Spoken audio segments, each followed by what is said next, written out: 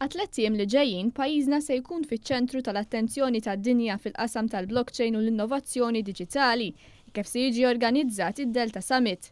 Summit li se jiġbor fih ma' 3500 persuna, nofshom persuni barranin, li jaħdmu fil-qasam finanzjarju tal-blockchain jew legali, fejn taħt saqaf wieħed se jiddiskutu l-qasam tal-blockchain u l-innovazzjoni diġitali.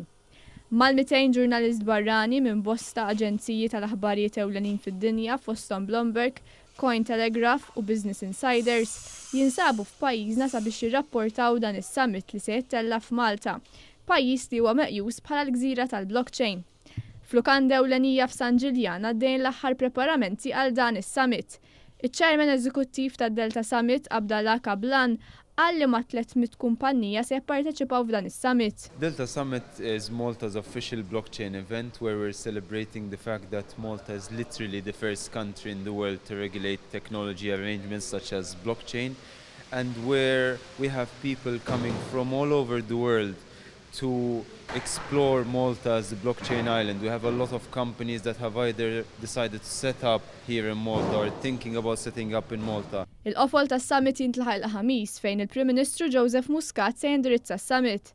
Fost kelliem oħra se jkun hemm Larry Sanger, wieħed mill-fundaturi ta' Wikipedia, u Imogen Heap li kienet rebbieħa tal-Grammy Award.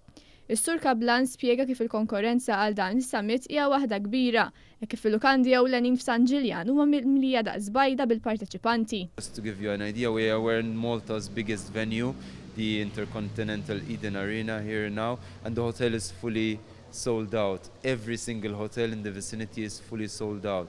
And this is just an example, small example of how such initiatives actually not only stimulate the economy but help in growing the economy through innovation, through the fact that this is something completely new and Malta is a pioneering country in this space.